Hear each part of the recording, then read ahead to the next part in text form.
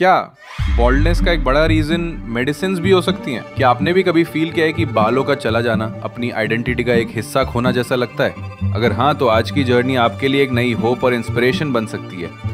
चलिए शुरू करते हैं एक ऐसे पेशेंट की स्टोरी जिन्होंने फेस किया मेडिकेशन इंड्यूस्ड हेयर लॉस और फिर चूज किया अपने ट्रांसफॉर्मेशन का रास्ता हेयर ट्रांसप्लांट के जरिए। तो चलिए जानते हैं उनसे कि कैसा रहा उनका 5 month experience. Hi, my name is Ganesh Gulati. I belong from Meerut, Kent, and it's my third PRP in 2018, and I got a surgery. Because of that, I lost so much weight, and it's a very huge loss for my body. And after 2 years, I had also suffered from jaundice, and then next year I had a dengue. So my baldness is just not because of genetically, it's just because मुझे बहुत ज़्यादा hair loss इसलिए होने लगा कि मैं धीरे बहुत ज़्यादा मेडिसिन से एंड बीमारियों से घिरता चला गया। सो डे बाय डे मेरे को बॉल्डनेस फील तब होने लगी जब मेरा हेयर लॉस बिल्कुल नहीं रुक रहा था। एंड मैंने बहुत रेमेडीज़ यूज़ की। इनमें काफ़ी अच्छे डॉक्टर हैं, मैंने उनसे ट्रीटमेंट लिया 1 साल तक। सब कुछ करने के बाद मेरे को ये चीज़ अब जाके पता लगी कि जो मेरे को मेजर हेयर लॉस हो रहा था एक मेडिसिन की वजह से हो रहा था। So the minoxidil was the solution जो मैं बहुत ज़्यादा यूज़ कर रहा था, और मेरे को नहीं पता था कि अल्कोहलिक मिनॉक्सिडिल सोल्यूशन मेरे हेयर के लिए ठीक नहीं है। मैं काफ़ी टाइम तक उसको 1 साल तक यूज़ करता रहा। वो भी एक बहुत बड़ा रीज़न था मेरे बॉल्डनेस का।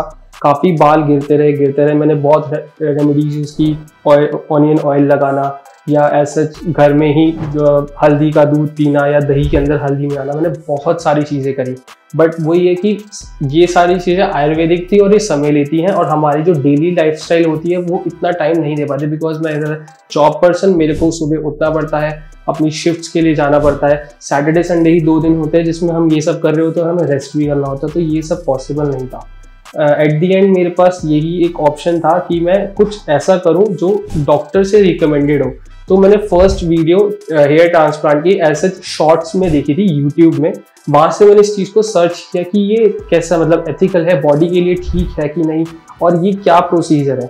तो ये सब देखने के बाद मैंने सबसे ज़्यादा व्यूज़ QHT के देखे, और मैंने 2 वीडियो सबसे ज़्यादा हाईलाइट्स देखी, जिसमें आपने बहुत बड़े CID इंस्पेक्टर को आप जानते हैं, दया, या फिर राजपाल यादव, बहुत अच्छे एक्टर्स हैं। इन दोनों की वीडियोस को देखने के बाद मैंने धीरे स्क्रॉल डाउन करता हुआ इनके पेज पे आया। मैंने सारी वीडियोस एक करके फॉलो करी कि कैसे इनका प्रोसीजर स्टार्ट होता है, कैसे ख़त्म होता है। फिर एट दी एंड मैंने अक्टूबर 2 और 3 के आई गेस मैंने इनको कांटेक्ट किया। मैंने पूरा प्रोसीजर जाना कि कैसे ये स्टार्ट है, क्या इसकी फीस है, कब ये ख़त्म होगा, इनका कितना इसमें पार्ट होता है, कितनी ये गारंटी लेते हैं। मैंने सब कुछ जाना। एज अ मिडिल क्लास हर एक इंसान का जानने का ये पूरा होता है, हक होता है। तो मैंने एक स्टार्टिंग से लेके एंड तक पूरे प्रोसीजर को समझा 1 महीना।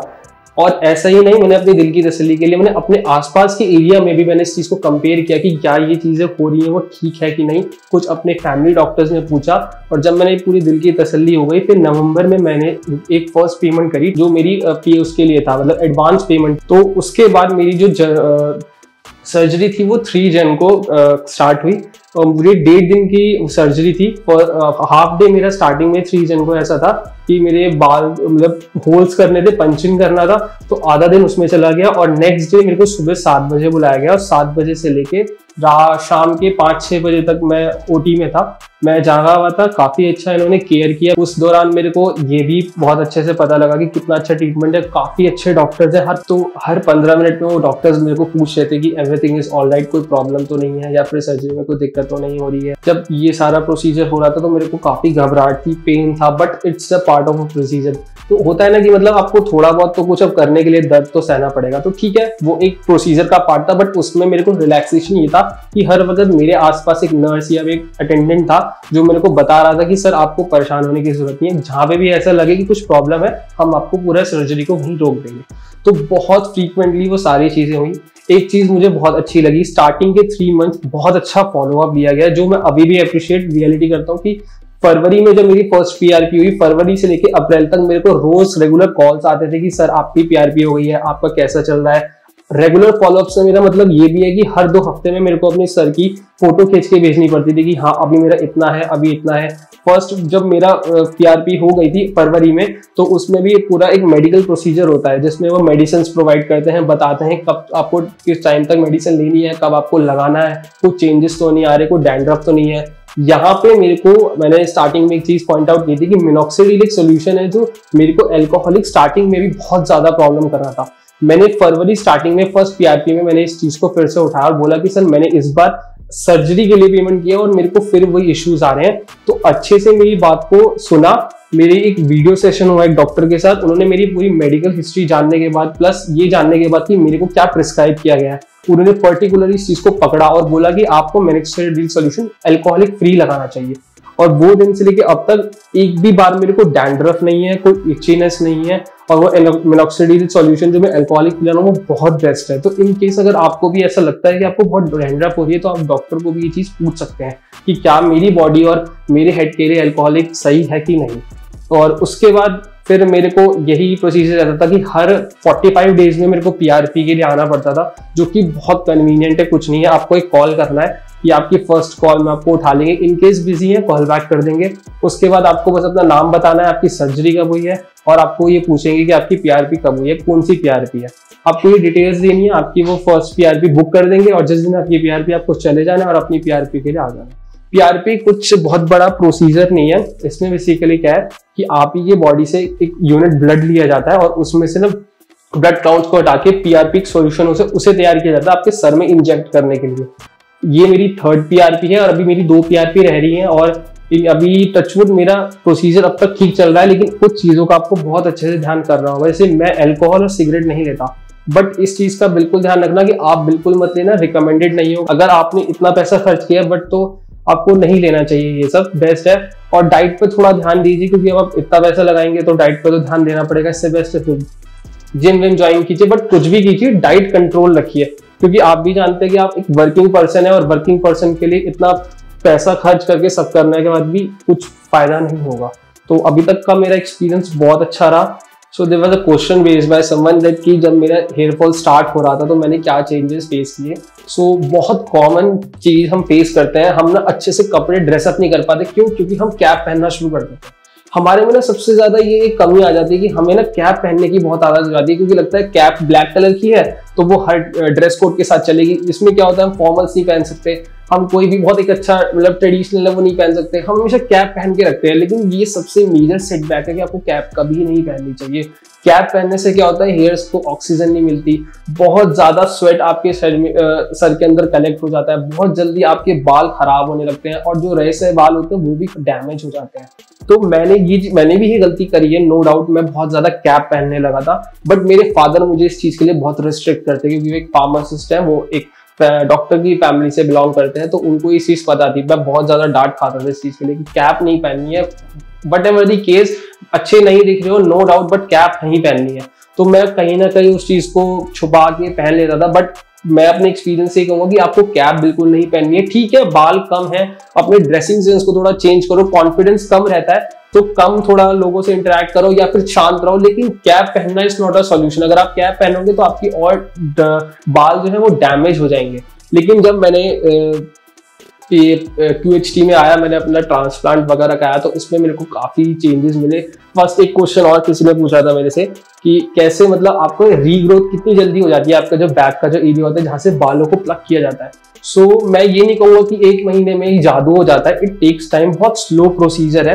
क्योंकि होता क्या है, बहुत सिंपल सा इसका एक आंसर है कि आपके जो बैक में जो सर में जो होल्स होते हैं वो एक होल के अंदर 4 बाल होते हैं। डॉक्टर क्या करता है, उन 4 में से सिर्फ 1 बाल निकाल लेता है। तो जब वो 1 बाल निकालता है तो कभी पता नहीं लगता, क्योंकि जब आपके हेयर ग्रोथ हो जाएंगे, नॉर्मल हेयर आ जाएंगे ना, तो उसमें कभी पता भी नहीं लगेगा कि आपकी पीछे से सर्जरी हुई है और 1 बाल लिया गया है। तो मैं एग्जैक्ट डेट नहीं, टाइम नहीं बोल सकता, बट हाँ 1.5 महीना लगता है आपके बालों से जब जितनी नॉर्मल ग्रोथ हो जाती है, क्योंकि वो आपको अच्छे से बॉइल करते हैं पीछे से भी अपने ब्लड निकालने के लिए। तो आपको भी पता होगा जब हम गंजे होते हैं तो 1-1.5 महीना हमारे नॉर्मल बालों को आने के लिए भी लगता है। तो 1.5 महीने के बाद जब आपके बैक के बाल आने लगेंगे तो आपको एक दो चीजें बड़ी फेस करनी पड़ेगी। फर्स्ट, आपकी जो डेड स्किन होगी वो बहुत ज्यादा निकलेगी। आप अगर रब करोगे या हल्का सा भी हाथ लगाओगे तो आपको लगेगा कि यार कुछ हो रहा है, तो वो डेड स्किन है, जो डॉक्टर्स ने वहां से हेयर निकाले हैं वो बहुत ज्यादा गिरती है। तो जब वो गिरेगी, आपके बाल वापस आ रहे होंगे, तो एक रीग्रोथ हो रहा होगा आपकी हेयर्स का प्लस आपकी स्किन का, नई स्किन का जो वहां पे आती है।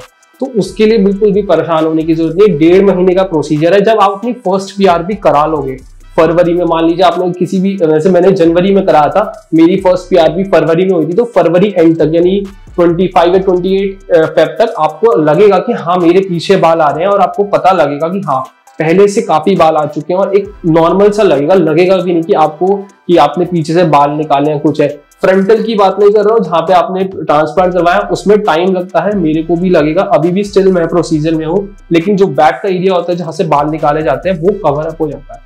प्लस ट्रांसप्लांट कराने का मेरा मेजर रीजन सिंस यही था कि मैं एक कॉर्पोरेट मजदूर हूँ। सी कॉर्पोरेट में हमें, आपको पता है कि हमारे लिए सबसे मेजर क्या होता है, आप जब किसी क्लाइंट के सामने या किसी भी मैनेजर के सामने जाते हो तो आपका फॉर्मल लुक, आपका ड्रेसिंग सेंस, वो सबसे पहले चेक किया जाता है कि कैसा पर्सन दिखता है। आप चाहे कितना ही अच्छा काम क्यों ना करते हो, क्योंकि सरकारी नौकरी नहीं है कि आपको कुछ भी पहन लिया और आप बैठ के चले गए, तो आपको जाना पड़ता है ऑफिस में और अच्छा सा ड्रेसअप होकर जाना पड़ता है। तो मेरे लिए थोड़ा सा मेजर फॉल बैक था कि मैं कभी भी तो ऑफिस में कैप नहीं पहन सकता था, और मेरे को कहीं ना कहीं लैक ऑफ कॉन्फिडेंस रहता था जब मैं अपनी क्लाइंट के साथ मीटिंग करता था या मेरी कुछ प्रेजेंटेशंस वगैरह होती थी, तो मेरे को थोड़ा बहुत रहता था माइंड में कि मेरे को मतलब ठीक लग रहा हूँ ना, कोई प्रॉब्लम तो नहीं है, बार बार मैं अपना मिरर में देख रहा हूँ। ये एक ह्यूमन नेचर है, ये सबके साथ होता है। मतलब कहीं ना कहीं हमारे दिमाग में लगता है कि हम अच्छे दिख रहे हैं, हम कितने ही बहुत अच्छे क्यों ना हो किसी भी चीज में, पढ़ाई में या फिर किसी भी प्रोफेशन में, लेकिन हमें लुक वाइज हमेशा जज किया जाता है। तो ये चीज हमेशा हमारे माइंड में रहती है कि यार ठीक लग रहा हूं ना। तो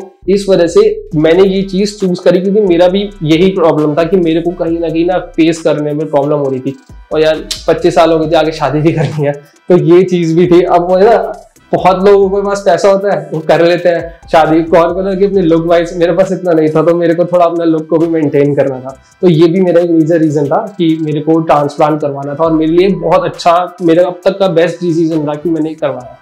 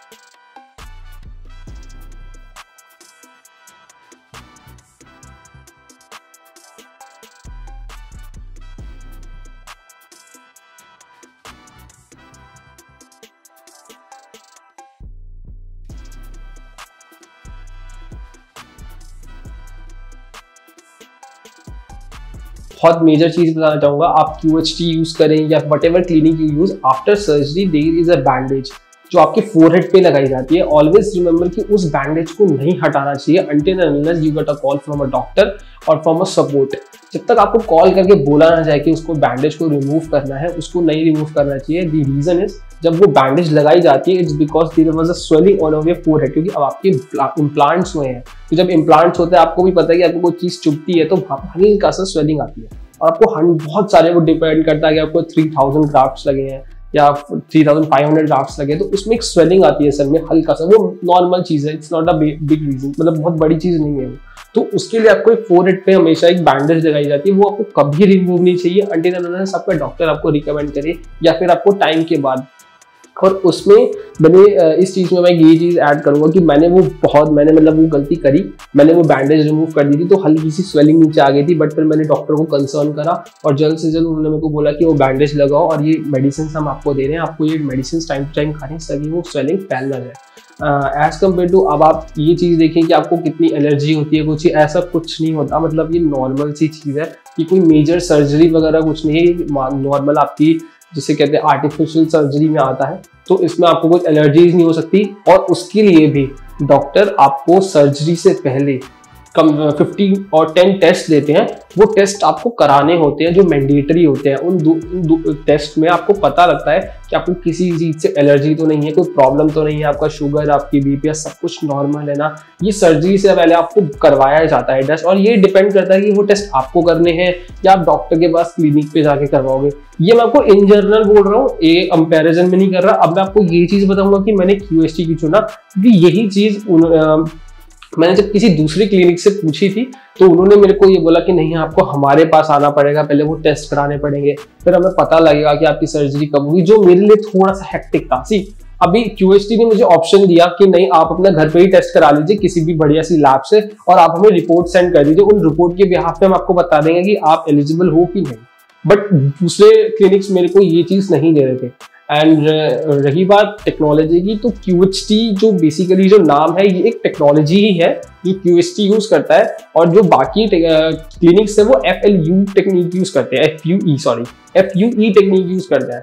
बहुत कॉमन कंपैरिजन है, आपको कहीं पे भी मिल जाएगा, इतना कुछ बड़ा डिफरेंस नहीं है। तो QHT और बाकी क्लिनिक में टेक्नोलॉजी में क्या डिफरेंस है, मैं बहुत शॉर्ट में आपको इस चीज को बताऊंगा। जब दूसरे क्लिनिक्स क्या करते हैं, FUE टेक्निक यूज करते हैं। वो क्या करते हैं, जब आपके सर के पीछे से ग्राफ्ट्स निकालते हैं तो वो उनको स्टोर करके रखते हैं और उसके बाद वो इम्प्लांट करते हैं अपने सर में। QHT क्या करता है, जब वो आपकी ग्राफ्ट्स पीछे से निकालता है तो हाथों हाथ वो आपके उस इम्प्लांटेड एरिया में जहाँ पे आपको ट्रांसप्लांट कराना है उस ग्राफ्ट को वो लगाता है। So it will be like कि QHT क्लिनिक में 5 to 8 डॉक्टर्स की टीम होती है जो आपके OT में होती है, जिसमें से 2 टीम्स डिवाइडेड होती हैं। 3 जने क्या करते हैं, आपके सर के पीछे से ग्राफ्ट्स निकालेंगे। अब ग्राफ्ट से मेरा मतलब कि हेयर्स, छोटे छोटे हेयर्स जो आपके पीछे वाली साइड होंगे, और हाथों हाथ उनको निकाल के दूसरे डॉक्टर्स को पास ऑन करेंगे। और मैं उस वक्त जब मेरा ये प्रोसीजर हो रहा था तो आई वाज लाइक, मैं देख सकता था मेरे सर वाले एरिया में ही मेरे को एनेस्थीसिया दिया गया था, जिससे मेरे को दर्द नहीं हो रहा था। बट आई कैन फील कि हाँ, वो ग्राफ्ट्स पीछे से निकाल रहे हैं और हाथों हाथ दूसरी टीम की जो डॉक्टर्स है वो QHT टेक्निक यूज कर रही है, जो हाथों हाथ ही मेरे सर में वो इम्प्लांट कर रही थी। बट बाकी क्लिनिक्स जो है, ऐसा नहीं है कि वो खराब है, बट वो FUE में यूज करते। इसमें डिफरेंस क्या आ जाता है कि जब आपके सर में से कोई ऑर्गन या कुछ चीज निकाला जाता है ना, तो उसकी लाइफ एक्सपेक्टेंसी होती है वो बहुत शॉर्ट होती चली जाती है। अब आप कुछ भी एग्जांपल ले सकते हैं, किडनी, हार्ट, कुछ भी हो, जब आपकी बॉडी में से निकाला जाता है उसका एक टाइम पीरियड होता है, एक टेम्परेचर होता है। और हेयर एक बहुत ज्यादा माइन्यूट चीज है जो आपके सर में से निकाली जाती है, तो उसको हाथों हाथ लगाना चाहिए, क्योंकि जितना वो बाहर बॉडी के रहेगा उसकी लाइफ और उसका जो मतलब वो जिसे मैं ये कह सकता हूँ कि उसकी जो लाइफ लॉन्ग है, जो आपके सर में लगने की वो चीज है, मतलब जिस चीज के लिए आप करा रहे हो, फायदा नहीं देगा। मतलब आप बाल एक बार पीछे आपने ग्राफ निकाल लिया, आपने उसको स्टोर करके रख दिया कि हम उसको बाद में लगाएंगे, और बाद में वो डैमेज हो गया या फिर वो अपनी फुल एक्सपेक्टेंसी पे नहीं पहुंच पाया और फिर भी वो इम्प्लांट हुआ, तो वही चीज है ना, आपने बहुत ज्यादा पे भी किया और फिर भी आपको फुल रिजल्ट नहीं मिला। तो ये बहुत बड़ी चीज है कि आपको ना इस चीज में देखना चाहिए। हम मोबाइल्स में भी बहुत यूज करते हैं, हम बहुत बड़ा पे करते हैं किसी मोबाइल के लिए, तो हम टेक्नोलॉजी देखते हैं ना कि इसमें फिंगरप्रिंट सेंसर है कि नहीं, इसका प्रोसेसर कैसा है, तो ये बिल्कुल सिमिलर है। तो बाकी क्लिनिक्स मुझे प्रोवाइड कर रहे थे, बट मुझे QHT कुछ चीजों में बेटर लगा आज की तारीख में। एक रिक्शे वाले के पास भी ना आईफोन रहता है और ये बहुत कॉमन चीज है। तो आजकल ये तो रहना है, हम इस चीज को तो बोल ही नहीं सकते कि ये अफोर्डेबल है या अफोर्डेबल नहीं है। ये डिपेंड करता है कि आपको उसकी चीज की नीड कितनी है। मैंने आपको अपनी नीड शेयर करी कि मैं एक कॉर्पोरेट में काम करता हूं और मेरे को आई थिंक मीटिंग्स में या फिर मेरे को क्लाइंट से डील करना पड़ता है, तो मेरे को कॉन्फिडेंस चाहिए। या फिर किसी भी ऐसे पर्सन को जिसकी शादी होने वाली है उसको चाहिए कि हाँ भाई मैं वो चीज फेस नहीं कर सकता। तो रही बात अफोर्डेबल की, तो कोई भी चीज आज के टाइम में ऐसा नहीं है कि हम अफोर्ड नहीं कर सकते। डिपेंड करता है कि आपको उसकी कितनी नीड है। अगर आपको नीड ज्यादा है और आपको ऐसा लगता है कि आप उस टाइम पे से अफोर्ड नहीं कर सकते, मैं भी अफोर्ड नहीं कर सकता था, आपको क्या लगता है मैं इस चीज को अफोर्ड कर सकता था? It's an expensive. तो ये डिपेंड करता है कि आपकी उसको कितनी नीड है। आप कहीं किसी सस्ती पे जगह जाओ, मतलब कोई आपको बोलेगा कि हम यही चीज आपको 50,000 में दे रहे हैं, 60, और होता है। आप अभी दिल्ली में जाओगे, काफी क्लिनिक्स है वो 50,000 और 20,000 में भी आपको यही चीज करके देंगे। तो फर्क तो पड़ जाता है ना कि 60,000 का फोन और 20,000 का फोन है, चाहे सेम कंपनी हो, आप खुद भी फर्क करते हो। मतलब लोग बाग इतनी से कहते हैं कि 50,000 का आईफोन 13 है और फिर भी उनको कोई यूज नहीं है आईफोन 15 का, बस एक डायनेमिक की वजह से कि हाँ उसका एआई चिप बहुत अच्छा होगा, फिर भी पैसे खर्च करते हैं। तो जब आप एक फोन जैसी चीज पे या किसी भी ऐसी चीज पे जो आगे आपकी यूज नहीं आने वाली, उस पर इतना मेजर खर्च कर सकते हो, तो क्यों नहीं अपने बालों पे, जो कि आपको लाइफ लॉन्ग आपका साथ देने वाले हैं और आपको अच्छा दिखाने वाले हैं। ऐसा तो है नहीं कि वो आगे जाके टूट जाएंगे, क्योंकि ये आपके नॉर्मल और नेचुरल हेयर है। मतलब एक बार आपकी रीग्रोथ हो गई, अच्छे से नॉर्मल हो गया प्रोसीजर, 1 साल बीत गया, तो आप कभी भी फिर से गंजे हो सकते हो। जो भी आपको लुक क्रिएट करना है वो आप कर सकते हो। तो अफोर्डेबल में मैं फिर से यही बोलूंगा, ये डिपेंड करता है आपकी नीड पे। QHT आपको अफोर्डेबल इसलिए क्योंकि वो आपको प्रॉमिस करता है कि जो वो रिजल्ट दे रहा है ना वो आपको दिखेगा। आप खुद देख सकते हैं, अभी मेरे बाल, मैं आपको पुरानी, इस वीडियो के दौरान आपको पुरानी फोटोज में दिखाई जाएंगी जिसमें मेरे बाल यहाँ पे बहुत ज्यादा कम थे, प्लस मेरे बैक में बहुत ज्यादा कम थे, सिर्फ इस वजह से क्योंकि मैं बहुत ज्यादा बीमार हो चुका था एक टाइम पे और मेरे को इतनी मेडिसिन लेनी पड़ती थी कि मेरे साइड इफेक्ट्स मेरे बालों पे पड़ा। लेकिन अभी आप देख सकते हैं मेरी डेंसिटी कम है, क्योंकि स्टिल मैं अभी प्रोसीजर में हूँ।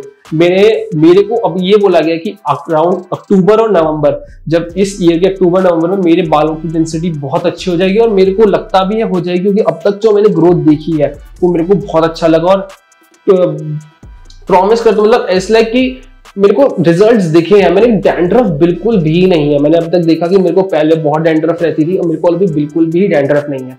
तो अफोर्डेबल के टाइम पे हाँ ये बहुत अफोर्डेबल चीज है, क्योंकि आपको रिजल्ट प्रोवाइड कर रही है। अब आपको कोई चीज रिजल्ट दे रही है ना, तो आपको ये नहीं देखना चाहिए वो 10 रुपए महंगी है 10 रुपए सस्ती है।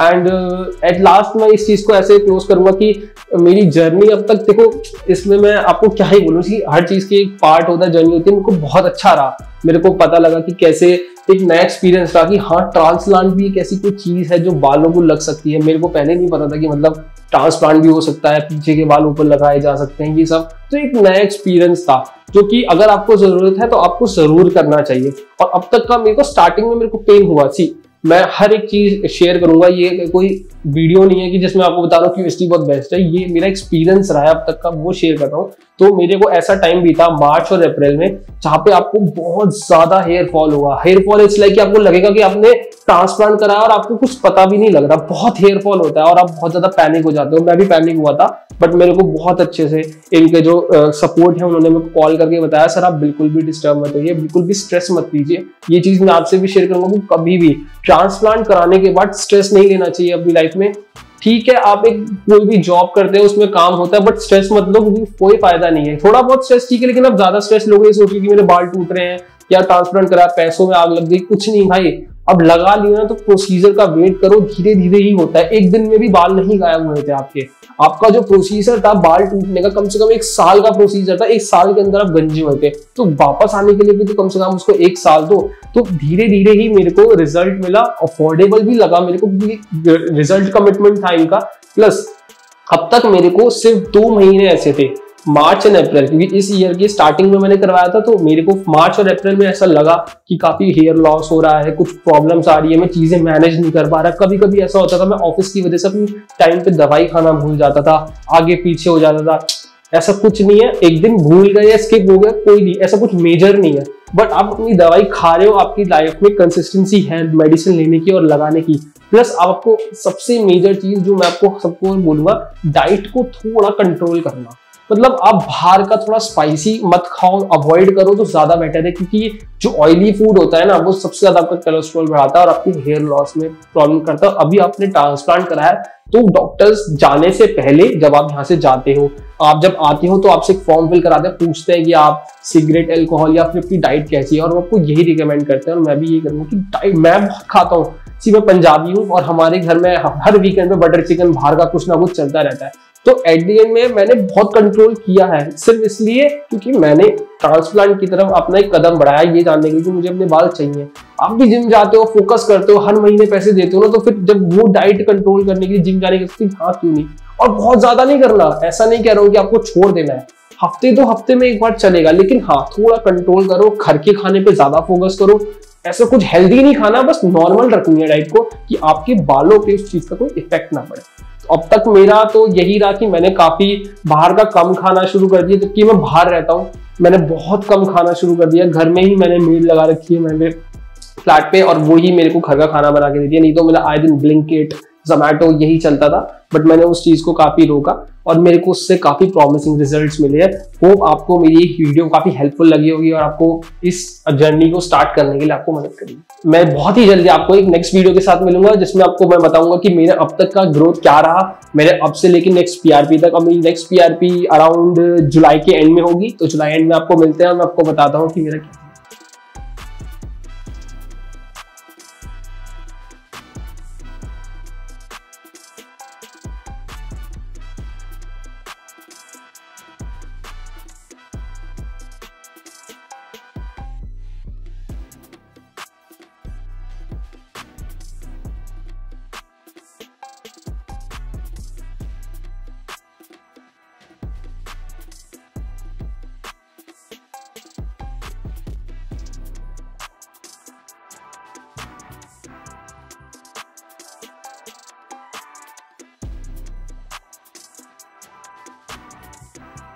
हेलो फ्रेंड्स, अगर आपने अभी तक हमारे चैनल को सब्सक्राइब नहीं किया है तो प्लीज इस वीडियो को लाइक कीजिए, शेयर कीजिए और हमारे चैनल को सब्सक्राइब कीजिए। और ध्यान रहे बेल आइकन दबाना ना भूलें, जिससे हमारे हर वीडियो का अपडेट आपको समय समय पर मिलता रहेगा।